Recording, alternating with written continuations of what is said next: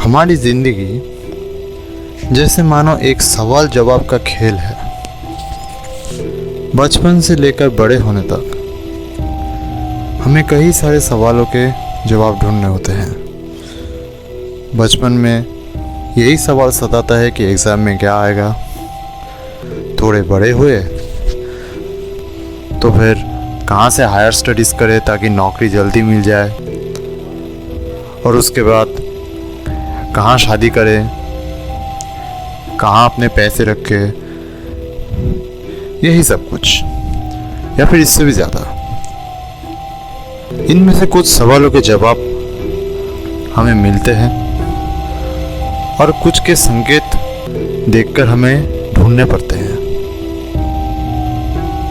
लेकिन कभी आपके साथ ऐसा हुआ है कि आपके सामने एक ऐसा सवाल आता है जिसका जवाब भी आपके सामने ही है और उसके सारे संकेत भी,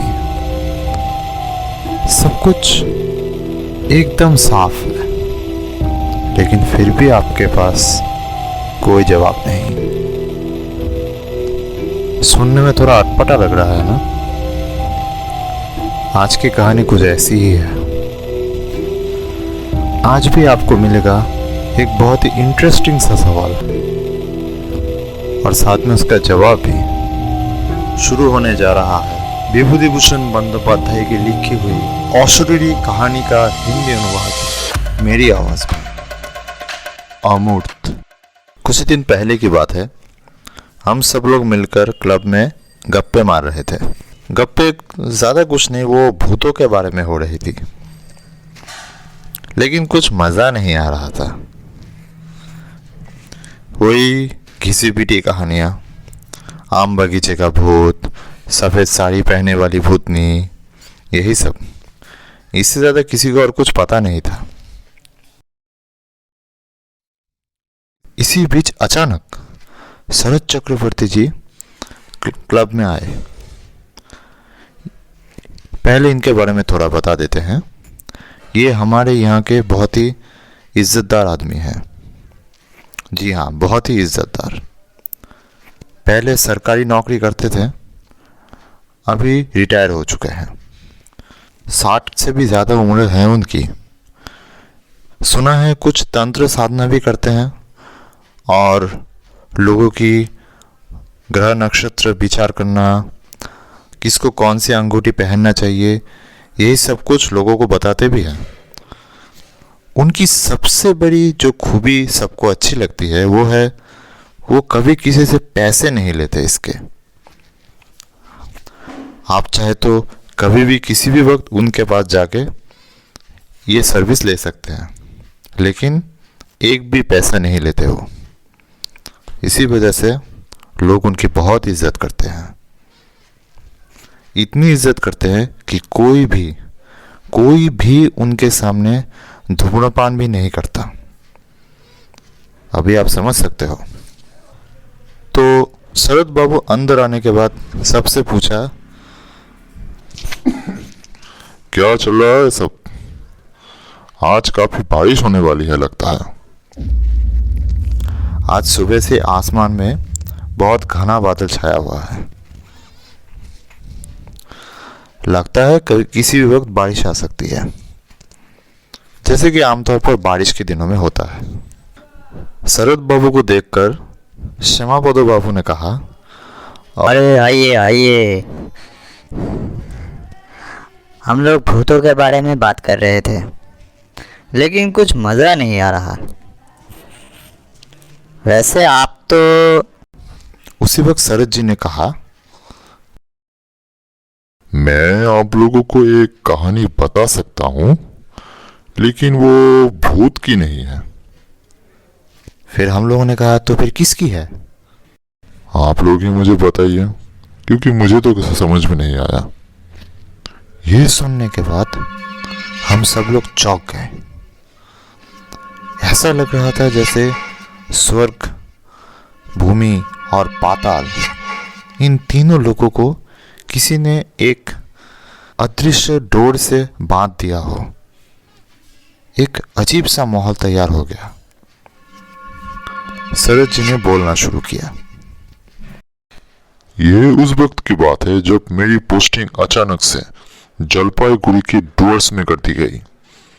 लेकिन मेरा पूरा परिवार तो ढाका में रहता था और मेरे बच्चे भी ढाका में ही पढ़ते थे। इसीलिए मैंने सोचा जाके पहले देख लेते हैं, उसके बाद अपने परिवार को ले जाया जाए कि नहीं सोचेंगे।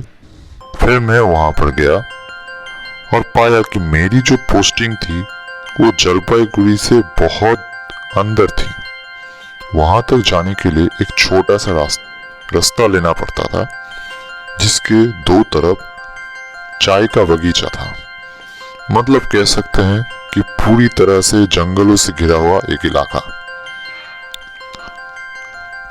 एकदम हरियाली से भरपूर और साथ में सुनसान भी।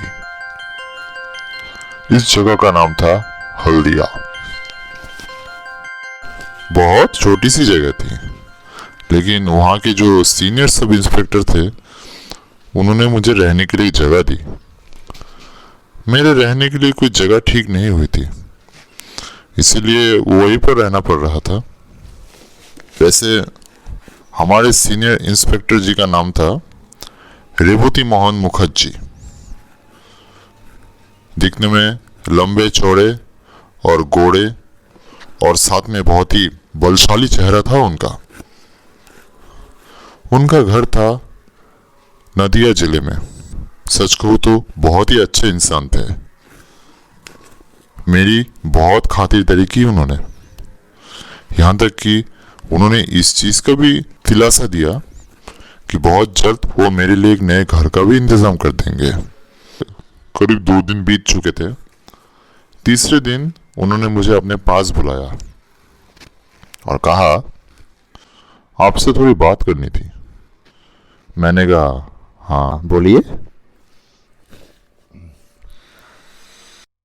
उन्होंने कहा, आपका अभी यहाँ आना सही नहीं हुआ। मैंने कहा, क्यों, क्या हुआ? जी, आपको कुछ नहीं पता? मैंने कहा, जी नहीं, क्या हुआ? असल में यहाँ पर बारिश के वक्त या फिर कहे तो बारिश के मौसम में एक भयानक बुखार फैलने लगता है। इसका नाम है ब्लैक वाटर। ये बुखार बहुत ही जानलेवा है। अगर किसी वजह से 1 से 2 बार आपको बुखार हो गया तो देखते ही देखते आपको ये ब्लैक वाटर फीवर हो जाएगा। अगर ये हो गया तो जान पे बन आएगी। यहाँ पर सब ऐसे ही चल रहा है। मैंने कहा, तो फिर आप लोग कैसे जिंदा है? क्या कहे, मजबूरी में रहना पड़ रहा है। नौकरी नहीं करेंगे तो पेट कैसे भरेंगे और जाएंगे भी कहाँ? आपको पता है, इस फीवर ने मेरे 2 बच्चियों की जान ले ली, फिर भी मुझे ट्रांसफर नहीं मिला।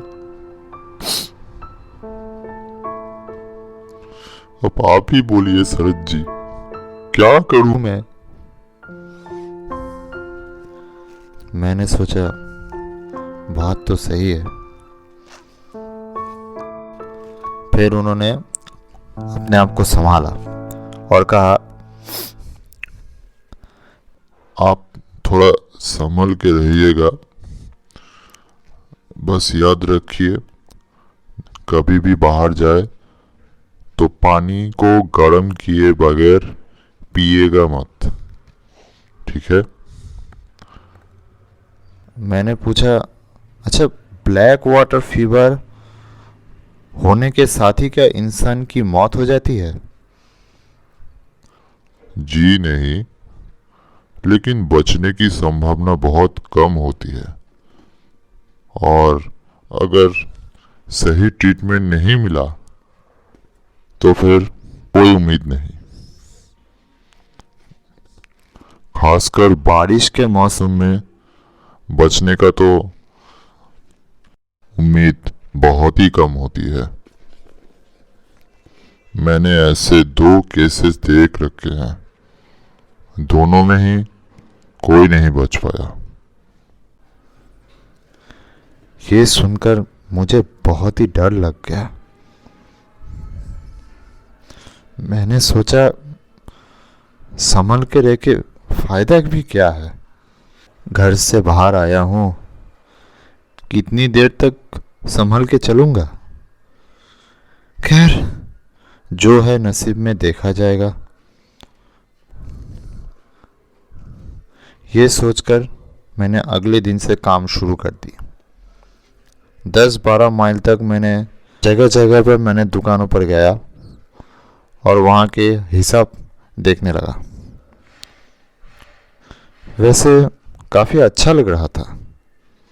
चारों तरफ हरियाली, बारिश का मौसम और साथ में पेड़ों में बहुत खूबसूरत खूबसूरत फूल भी देखने को मिल रहे थे। कितने सारे पक्षियों के गाने भी सुनने को मिल रहे थे और उसी के साथ में हिमालय पर्वत एकदम बर्फ से ढका हुआ। वाह, क्या खूबसूरत नजारा है। देख के जी भर गया। हाल ही में मैंने रेवती जी के माध्यम से एक अच्छा सा घर ढूंढ लिया। घर पूरी तरह से लकड़ी का बना हुआ था, लेकिन काफी बड़ा भी था और साथ में हवा और पानी दोनों की अच्छी सुविधा भी थी।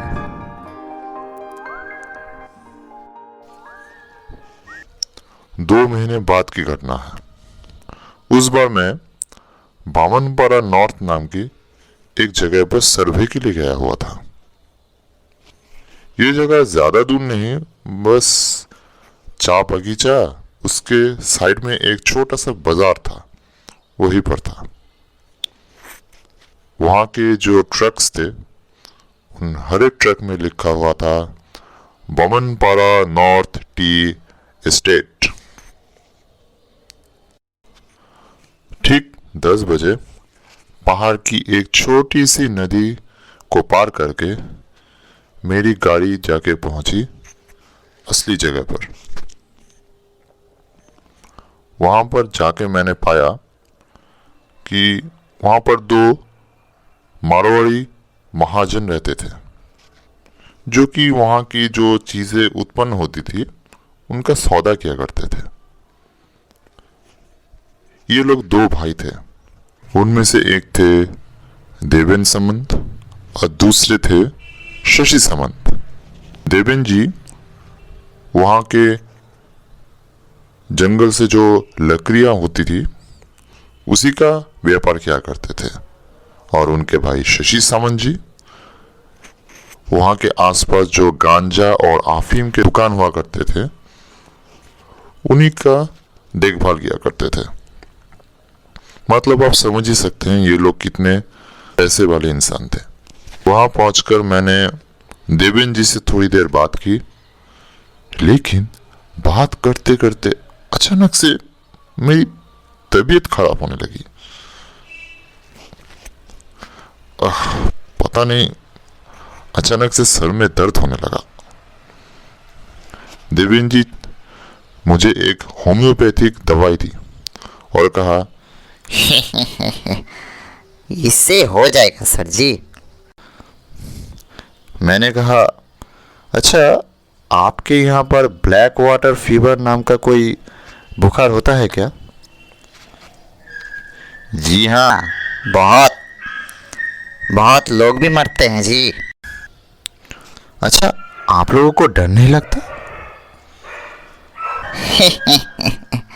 हम लोग बहुत दिनों से हैं। जो लोग यहाँ नए आते हैं उन्हीं को थोड़ा डर होता है। मैंने देखा सब लोग एक जैसी बात कर रहे हैं। खैर, मैं वहां पर ज्यादा देर बैठ नहीं सका। जितनी जल्दी हो सके काम खत्म की और फिर गाड़ी पे चढ़ गया। गाड़ी रवाना होने के थोड़ी देर बाद ही मुझे अचानक से पानी की बड़ी प्यास लगने लगी। मैंने वहाँ की एक दुकान पर गाड़ी रोकी और वहाँ के नेपाली दरवान जी थे, उन्हीं ने मुझे थोड़ी पानी पिलाई।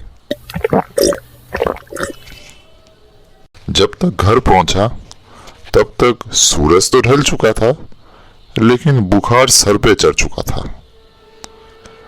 रास्ते में मुझे पता चल चुका था कि बुखार आ चुका है। रेवती जी को जैसे ही पता चला, वो जल्द से जल्द डॉक्टर लेकर मेरे पास आए। दवाइयां चली, इंजेक्शन भी चली और 3 दिन बाद मेरा बुखार उतर गया। उसके 15 दिनों तक कुछ नहीं हुआ। सब लोगों ने कहा ठंड लगने की वजह से शायद ऐसा हुआ होगा, वो सब कुछ नहीं है, आप रिलैक्स रहिए। मैंने भी अपने आप को वैसे ही समझाया। उसके बाद फिर से काम पर ध्यान दिया। शरीर बिल्कुल सही चल रहा था, लेकिन एक दिन मैं हल्दिया पुलिस स्टेशन में दारोगा बाबू के साथ बैठकर गप्पे मार रहा था। तभी अचानक फिर से बुखार आ गया मुझे। दारोगा जी ने जल्दी से मुझे घर पर भेज दिया। घर पहुंचते ही मैंने अपने रसोई वाले मतलब दिगंबर जी से कहा, पानी पानी दीजिए मुझे। पानी पीने के बाद मैं सो गया। तब मुझे बहुत बुखार चढ़ा हुआ है।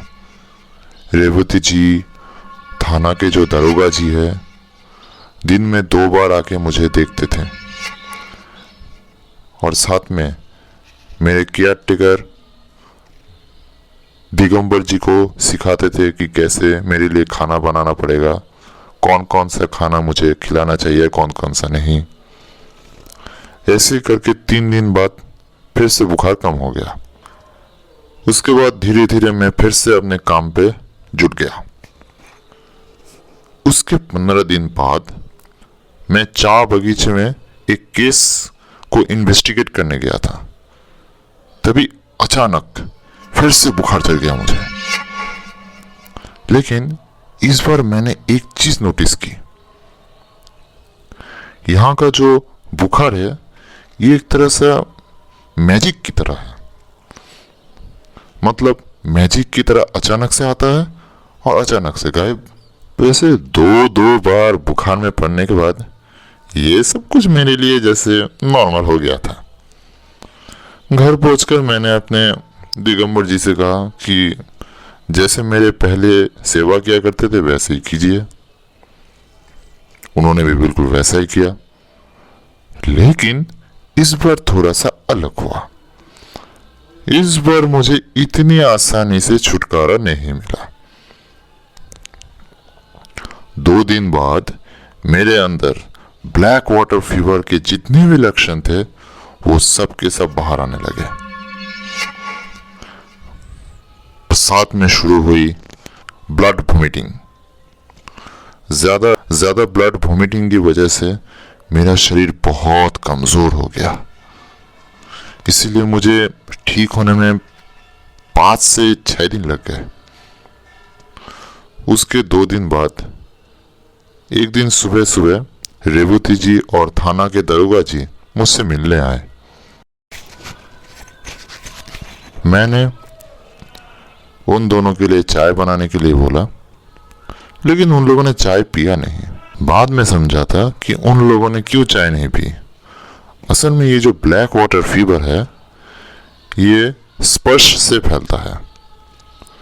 खैर, उस दिन दरोगा जी ने मुझसे कहा, शरद बाबू, आपको एक बात बताता हूँ। मैंने कहा बोलिए जी।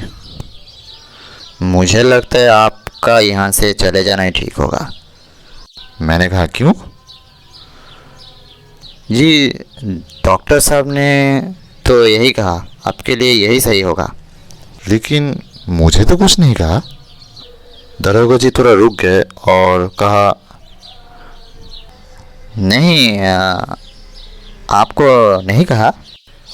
कोई बात नहीं, हम लोगों को भी कहा कि हम लोग जाके आपको एक बार बोल दें, इसीलिए सोचा बता देते हैं। उन्होंने कहा कि आपकी जो बीमारी है वो बहुत ही ख़राब है। मैंने कहा, इसका मतलब क्या है? मैं तो ठीक हो चुका हूँ। जी नहीं जी, इसको ठीक होना बहुत मुश्किल है। ठीक है, ठीक है, तो फिर स्टेशन तक मैं पहुंचूंगा कैसे? और यहाँ पर जो रखिया घाट है वहाँ तक तो पहुँचने का कोई रास्ता भी मुझे और नहीं दिख रहा। वैसे मैं और कर भी क्या सकता था, मैंने भी हामी भर दी। ये सुनकर दरोगा जी चले गए। अगले दिन 9 बजे मैंने अपने बावर्ची को कहा कि थोड़ा गर्म पानी लाए ताकि मैं थोड़ा हाथ मुंह धो लूं। उसके बाद हल्का कुछ खाया। उसके थोड़ी देर बाद पेट भर के खाना खाया। ठीक 12 बजे मुझे लेने के लिए स्ट्रेचर समेत लोग आ गए। इतनी दूर तक बोलते ही सरजीत चुप हो गए और उन्होंने कहा, थोड़ा चाय पीने को दिल कर रहा है। हम लोगों ने कहा, पहले कहानी तो खत्म कर लीजिए। उन्होंने कहा, नहीं नहीं नहीं, पहले चाय पीना है। वो कहानी का क्लाइमेक्स आ गया है ना, इसलिए चाय पीना थोड़ा जरूरी है। हमारे वकील नीता जी ने कहा, सरज जी, एक बात बोलिए, आपको ब्लैक वाटर फीवर हुआ, उसके बाद आप ठीक भी हो गए, डॉक्टर साहब ने कंफर्म भी किया, लेकिन फिर भी उन्होंने क्यों कहा कि आपकी बीमारी बहुत ख़राब है? मामला कुछ समझ में नहीं आया। सरज जी ने कहा, ठीक तो हो गया था लेकिन पूरी तरह से नहीं। वो तो आगे की कहानी में आपको पता चलेगा। लेकिन डॉक्टर साहब ने तो दवाइयाँ भी लिख के दी थी, वो क्यों? उसकी भी तो कोई ज़रूरत नहीं थी। जी, मुझे इतना सब कुछ नहीं पता, कभी किसी को पूछा नहीं। जो हुआ था वही बोले जा रहा हूँ बस। नीता जी ने फिर कहा, समझ में नहीं आया, ये कैसा डॉक्टर है? सरज जी ने कहा, मैंने कभी ठीक से सोच कर नहीं देखा। खैर, आगे की कहानी सुनिए। उस वक्त दोपहर के 12 बज रहे होंगे। चाय बगीचे के लोग स्ट्रेचर लेकर आ गए। बाहर दारोगा जी और रेवती जी भी थे। मैं और मेरे बावर्ची मिलकर सारे सामान एक जगह पर रख रहे थे। लेकिन अचानक फिर से मुझे बुखार चढ़ने लगा और इस बार बहुत ज्यादा। मेरा पूरा शरीर कांपने लगा। मैं बैठ भी नहीं पा रहा था, इतनी हालत खराब हो गई देखते देखते।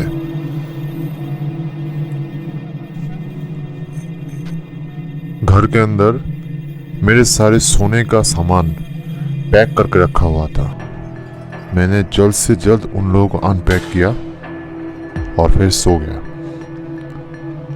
उसके बाद मुझे कुछ याद नहीं।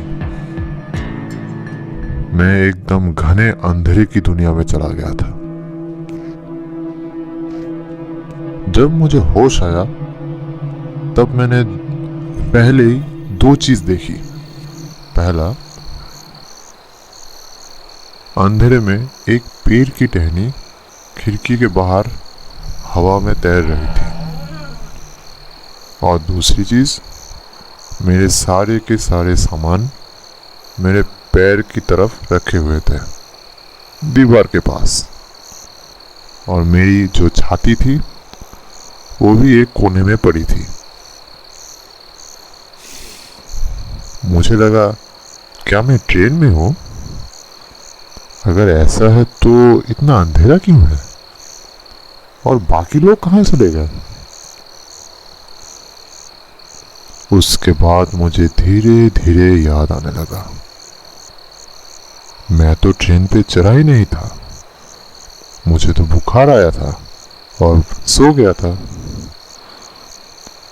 अच्छा, अगर ऐसा है तो बाकी सब कहाँ गए? दिगंबर कहाँ है?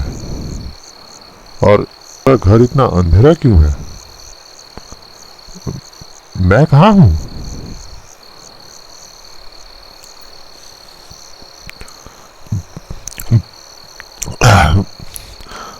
बहुत प्यास लगी थी।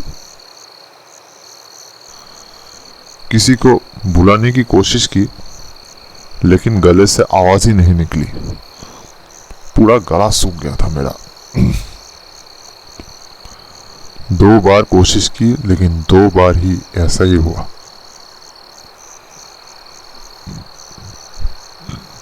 मैंने देखा, आसमान में चांद निकला हुआ था, उसी की हल्की रोशनी खिड़की से अंदर आ रही थी।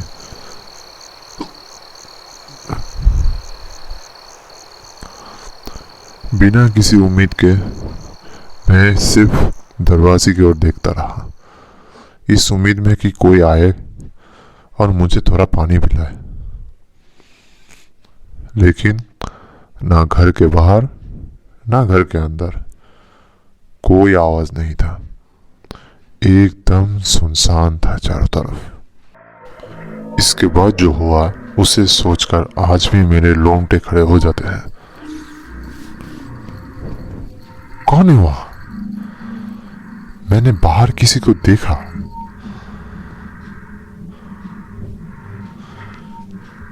ठीक से देखने पर मुझे पता चला कि ये तो एक लड़की है जो कि मेरे घर के चारों तरफ बहुत ही तेजी से घूम रही थी। उसके हाथ में पतली सी एक डंडी भी थी। वो 2 बार मेरे दरवाजे के पास आई और चली गई। तीसरी बार वो दरवाजे के पास आते ही अचानक उसने मेरी तरफ देखा और कहा, डरो मत, रेखा बिछा रही हूँ, आज कोई नहीं आएगा यहाँ, सो जाओ।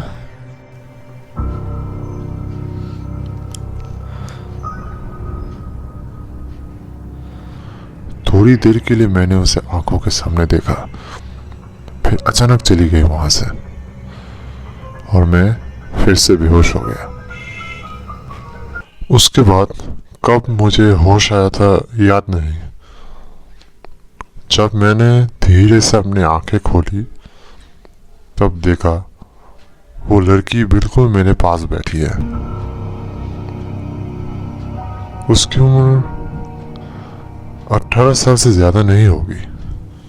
मैंने एक चीज नोटिस की कि वो लड़की बहुत पसीने से नहाई हुई थी। पूरे मुंह से, पूरे बदन से सिर्फ पसीना टपक रहा था, या फिर पानी, कुछ समझ नहीं आ रहा था। उसकी तरफ देखते ही उसने फिर से शांत स्वभाव में मुझसे कहा, सो जाओ, डरने की कोई जरूरत नहीं, सो जाओ। उसने जब आखिरी बार मुझे सोने के लिए कहा तब मैं गहरी नींद में चला गया। सोने से पहले बस एक ही चीज की ओर नजर गई, ये कि वही पेड़ की टहनी और उसमें चांद की रोशनी, बस और कुछ याद नहीं।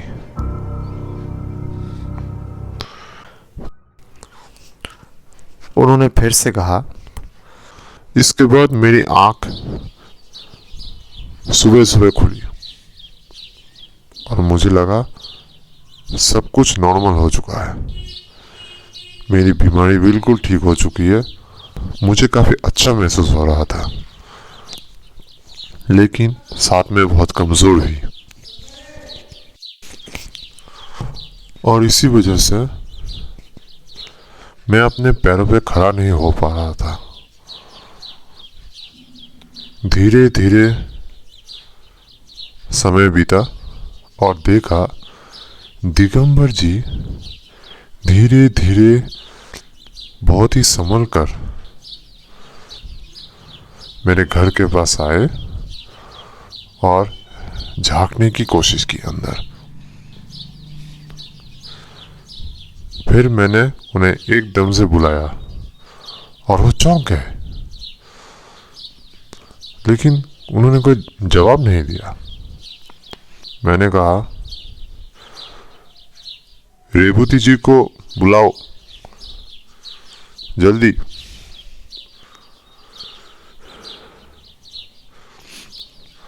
वो बहुत ही चौंक गए थे, लेकिन फिर भी उन्होंने कुछ कहा नहीं और चले गए। कुछ ही देर बाद वहां पर बहुत सारे लोग आ गए और साथ में रेवती जी भी।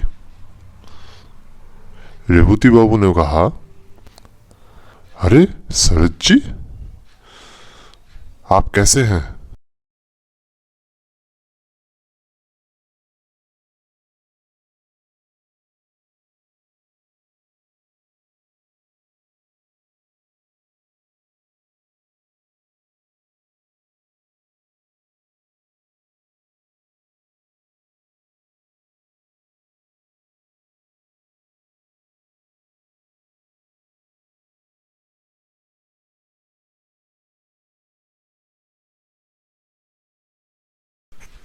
इसके 2 दिन बाद मैं पूरी तरह से ठीक हो गया,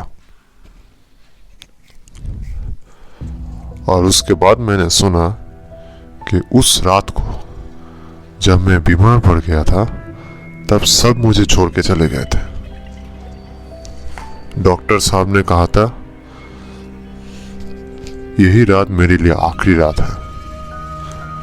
सुबह सबको कह दिया ताकि मेरे अंतिम संस्कार के लिए सब तैयार रहे। इसी वजह से सब लोग उसी का बंदोबस्त करने चले गए थे, और साथ में उन्होंने ये भी तय कर लिया था कि सुबह सुबह मेरे परिवार वालों को खबर तक पहुंचा दी जाएगी एक कांस्टेबल के सहारे, और ये काम करना था दरोगा जी को।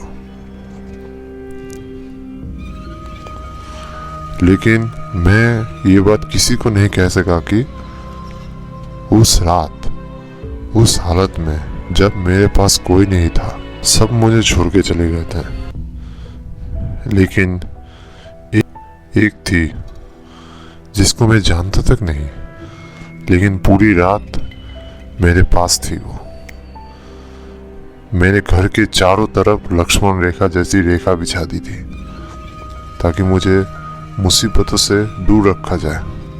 वो कौन थी जिसने मुझे पूरी रात रक्षा की? आज भी मुझे इन सब का जवाब नहीं पता। वैसे आप लोग कह सकते हैं कि मुझे बुखार हुआ था इसीलिए मुझे भ्रम हुआ था, तो मैं आप लोगों का विरोध नहीं करूंगा, बल्कि मैं तो ये कहूंगा कि बहुत ही खूबसूरत भ्रम देखा है मैंने। मेरे मन ने मुझे बहुत खूबसूरत भ्रम दिखाया है। ये एक ऐसा भ्रम है जो हमेशा मेरी जिंदगी के साथ जुड़ा रहेगा।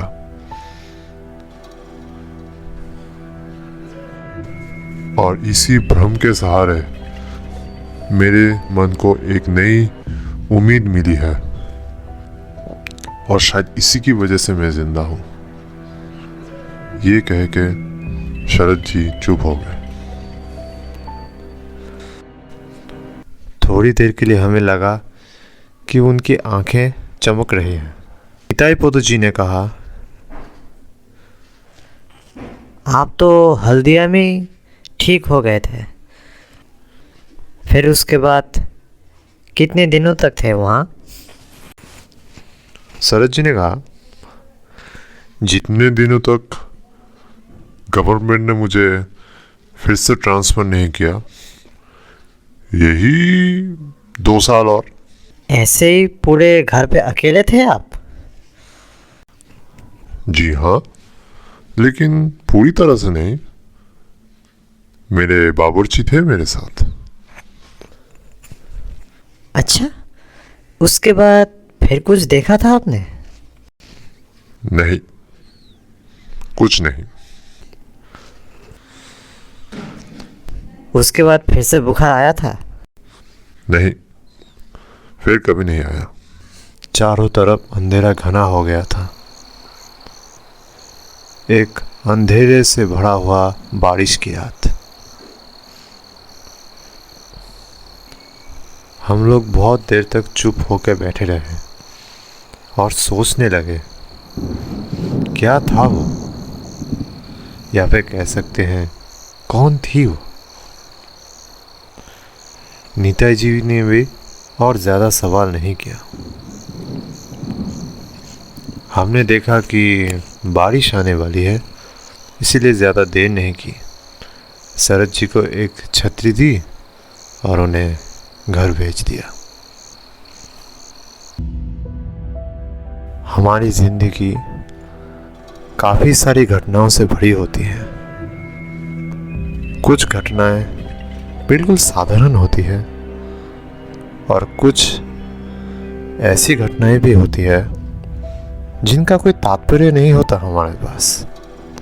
ये ज़रूरी नहीं है कि हमारी ज़िंदगी में हर एक चीज़ बिल्कुल हमारे हिसाब से हो, और जब भी कुछ ऐसा होता है तब चाहे उसकी वजह या फिर उसका तात्पर्य जितना भी सीधा क्यों ना हो, फिर भी रह जाता है सिर्फ एक ही चीज़, वो है एक सवाल, सिर्फ एक सवाल जिसका कोई जवाब हमारे पास नहीं होता। और उसी सवाल के साथ हम अपनी पूरी ज़िंदगी बिताते हैं। चाहे तो आप मुझसे संपर्क कर सकते हैं मेरे सोशल मीडिया अकाउंट पर, link is in the description. मिलते हैं अगले कहानी पे, तब तक के लिए गुड नाइट।